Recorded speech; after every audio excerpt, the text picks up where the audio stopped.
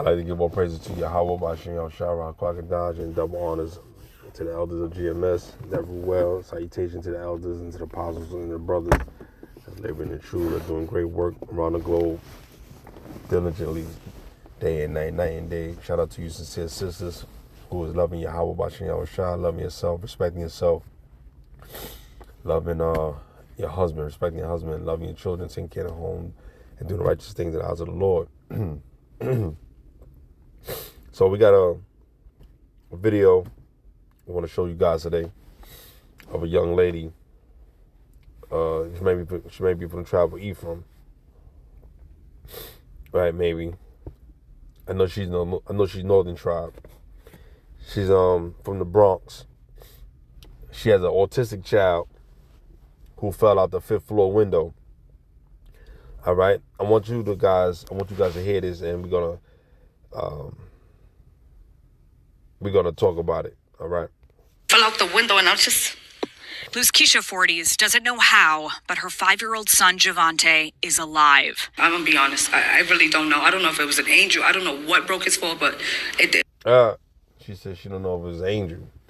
It was an angel, but as you being a mom, you have to be more careful when they're dealing with autistic children.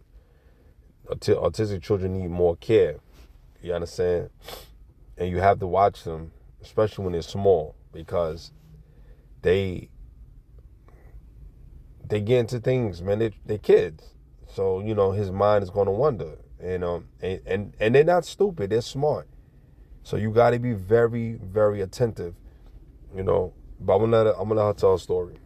Now she's by his side at Harlem Hospital. Her little boy with a fractured rib, 2 broken teeth, and getting stitches on his chin after she says he fell from a fire escape at their apartment building. Look at that. That's high as hell. Fire escape. 5th story, man. The angel was there, man, protecting that little boy.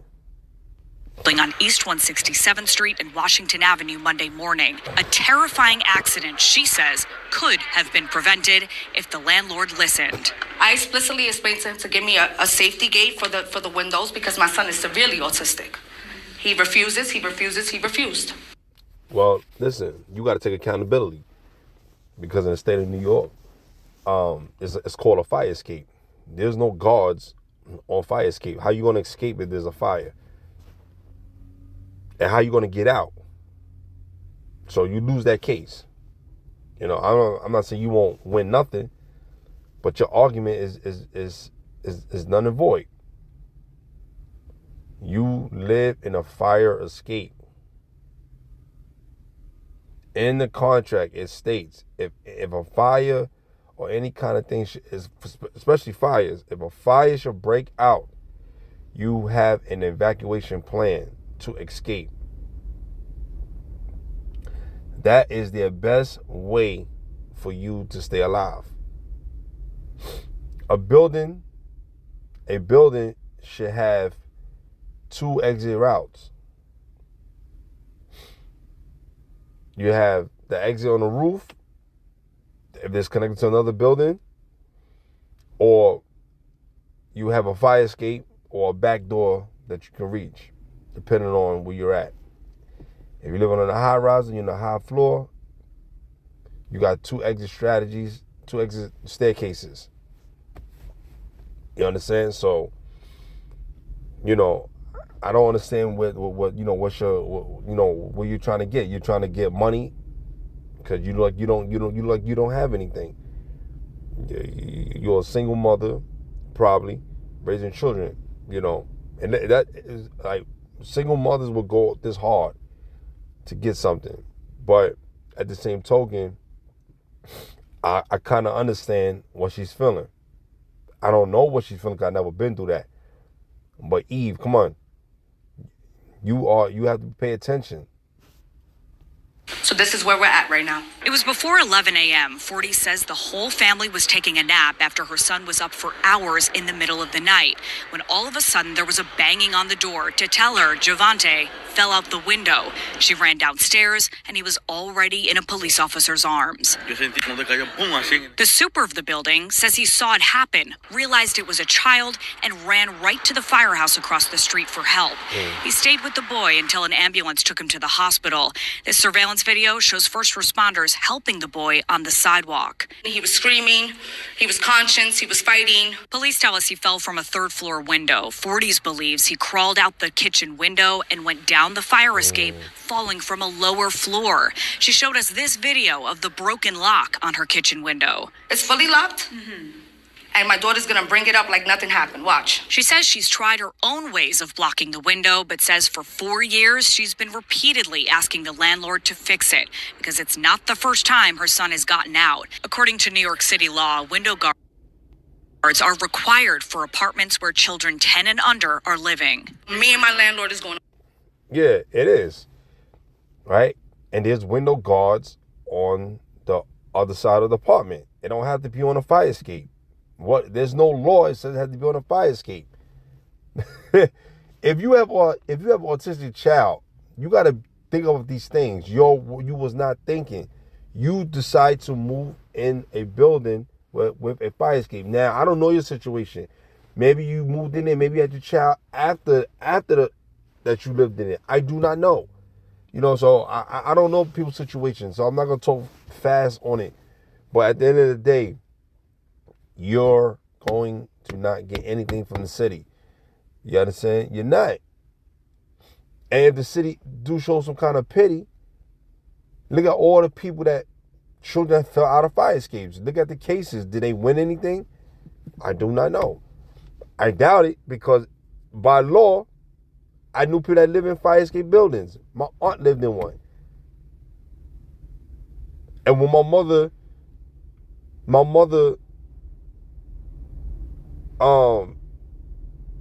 almost died, right? Almost bled to death, right? Because she banged her arm through the fire escape window, right? No bars. She went to try to hit a bug rather, and after she did that, she, hold on, girl. Yeah, so my mother banged her hand through the fire escape window, and she lost all her nerve. It made her hand crippled. So my mom right hand is crippled. She can't open her hand up no more for life. She had over 25 surgeries. This is before I was born. So my mother been living like that.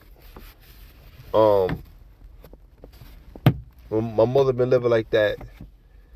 For the duration of her life, man. So what I'm saying is, this has happened in the 80s. There's no bars that's there. There's no bars required. Now, maybe after this incident, maybe they might change it. I don't know how they're going to do it. But then again, you got to think about it. How are you going to escape? So what they're going to do? You're going to wait, nail it for. So you want them to put a nail in it to hold it shut. But what happened if I break it? You don't got time to take the nail out. Nah, you can't do that. You was not watching your son. You have to watch your son. This will teach you a valuable lesson to be more attentive, to watch your son. I get it. I know you was tired. We all get like that as parents. I understand. So I'm not going to beat the girl down too bad. I'm not going to do that to her. But it's a sad thing. But I'm bringing this out because some brothers and sisters may have children that have autism, and you got to watch your kids, man. You got to watch your children, man. So I'm not gonna beat the girl down. I'm not gonna get into all that. I'm not gonna do that to her. You know what I'm saying? But the sister here, she's crying for help. And she been saying this for 4 years. So the landlord was like, nah, I'm not gonna do that. He kept ignoring it because why? Because he know the law. You understand? There's nothing he can do. Either two things. Either she find a new apartment where she don't have to worry about that. All right? Or he can move her to a different apartment. But all the apartments have fire escapes. So it doesn't matter. Whether the child was on a first floor, second floor fire escape, it's still high. You can still get hurt. The fire escapes are not like regular second stories in buildings. They second stories are high second stories. You know, they second stories like third stories, man. You know what I'm saying? Third flight of stairs. We tried getting in touch with the landlord, but the management office is closed until Friday due to the Passover holiday. According to HPD's website. Okay, so now the landlord is a Jewish man. He's a Jewish man, all right? So.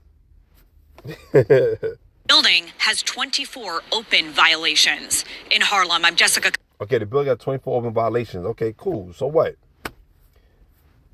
The violation could be minor. It could be trash. It could be maybe electrical wiring. It could be whatever. He probably getting it fixed. I don't know. I'm not taking up for Amalek. I'm not fucking taking up for him because I know how he get down. So at the end of the day,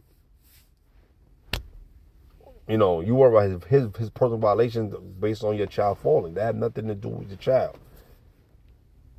He got 2 more violations. That's something he has to deal with personally with him and the courts. That's different. It had nothing to do with your child.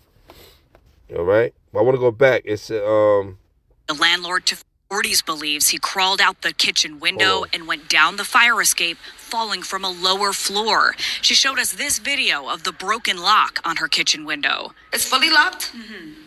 And my daughter's gonna bring it up like nothing happened. Watch. She says she's tried her own ways of blocking the window, but says for 4 years she's been repeatedly asking the landlord to fix it because it's not the first time her son has gotten out. According to New York City law, window guards are required for apartments where children 10 and under are living. Me and my landlord is going to war. We tried getting in touch with the landlord, but she said she was sleeping. Let me see if I can go back to that. The guy said she was sleeping. I think it was downstairs, and he was already in a police officer's arms. The super of the building says he saw it happen, realized it was a child, and ran right to the firehouse across the street for help. The family was taking a nap after her son was up for. Now she's trying to say that she's trying to not make it nobody be excused that the whole family was taking a nap. Could be true, but sometimes these women train stories in their children so that it won't be too bad. Come on, you fell asleep. You fell asleep. This is the price of you don't having a man. You have a man, right? A husband or whatever, he could have been there. He said, all right, baby, gotta get some sleep. But you probably don't got no man. I know the majority of these women don't have men. And then when you have a man, you get mad with a man with another woman because she's supposed to be a housewife. She could have been there helping you. See, this is the thing that you women don't understand. You keep thinking about it's all about me. There's solutions to problems that it can be solved. You don't want to hear it because you got so much pride and jealousy. But you don't want to cause most of the shit that goes down in the world. If men was in their rightful order and rightful state and being honorable, right? The wives that we could have had, right? Based on your fucking your scornfulness, that same wife the second wife could have helped you. You could say, go ahead, get you some sleep, I'll watch the children. You women don't think that fucking way. You think about, oh, he fucking another girl. So what? Life is not about just fucking. Life is about helping each other as a unit, as a family. See, this is where you women don't understand that. You get caught up in your motherfucking feelings and worry about if your man is fucking another bitch. Hold on. So y'all get worried about something that have nothing to do with anything at all. You know what I'm saying? Like, but thank God that the child is alive, man. You know what I mean? It ain't about the woman. It's about the baby, man. This is Psalms 91:11. For he shall give his angels charge over thee to keep thee in all thy ways. So he shall have angels to protect you. So he had angels to protect this child, man. God forbid the child could have died. But it would still have been judgment of the Lord, man. The Lord see fit for what he see fit, man. So, you know, it's not to get on the girl, man. It's not to get on the girl. But I'm speaking in general. I'm just speaking that these things could be prevented if people work as a unit, as a collective whole. But women don't want to do that. Women want to do it when they feel like it's a necessary urge to do it. But when men are trying to do something, it's a fucking problem. You don't control a man. And the question is, if you had a husband, where was he? When people say where was he, they say where was he in his decision making, far as him having help to stop situations like this. That's when people. That's what when people say that, that's what that means. They don't feel sorry for the father not being there. They're saying that if the father was there, right? What difference or the scenario of the action could have been a different outcome of you basing it on him being there? Because he's a provider and protector, dummies. That's why people say that when you read the comments. Oh, where's the father then? Where was he at? Where was he at? They're not mad at him totality. They mad at the fact that you choose not to keep the nigga around or have him, or if he's not around, because of his protection, and his thought process, it can still help him while he's not there. See, this is what you don't think. That's why you women get into a world of fucking trouble, because you fucking hard-headed. You fucking hard-headed. You don't want to hear that when men say, oh, we need 2 or 3 wives. All right, we got protection. I got guards, security guards or whatever protecting it. You don't want to hear shit like that. You only want to hear it when money is already established, and that's when you keep your mouth shut.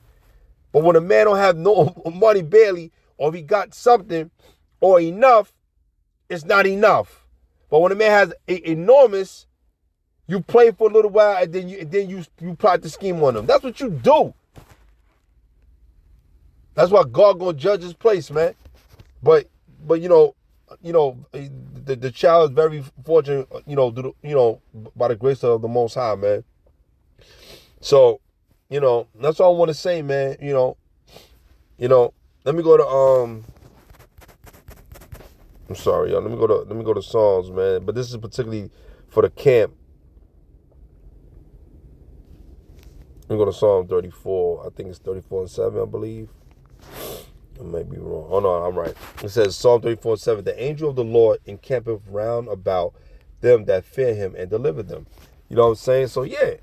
I would have say that I don't know where her faith could be in the Lord. I can't say that. Maybe her faith is great in the Lord. It's just a freak accident just happened. I don't know. I'm just trying to give Eve the benefit of the doubt. So at the end of the day, we do not know. But I know this, that when the Lord is dealing with you, he has an angel protecting you and encamping you around, man, anywhere you go. So you got to be careful. Like the brothers were just talking about the video. They talk about the video of being circumspect. You have to circumspect all measures, man. Let's get that, man. Let's get that definition. Hold on, y'all. All right, it says circumspect means to be cautious, prudent, and watchful, carefully considering potential consequences and risks before acting or speaking. There you go. It says it implies a desire to avoid mistakes or danger, often described as looking around at all circumstances. So you got to be aware and pay attention, be attentive. So being circumspect in his life is very important, especially spiritually, man. Because if you're not spiritual and you're not protected spiritually by the Lord, things of this world can destroy you. So that's all I want to say. I hope this video is edifying. Right? Hold on, guys. So, the window, and I'm just Lose Keisha 40s. I could tell it's hard and it hurts. But listen, like I said, man, ma, at the end of the day, I ain't buying it still. Me personally, I'm not buying it. I'm trying to have a little empathy for the girl. That's only a little bit, but at the end of the day, this is what it is. This is the reason why y'all women go through what you go through. You don't fucking listen. I hope this video is edifying. Shalom.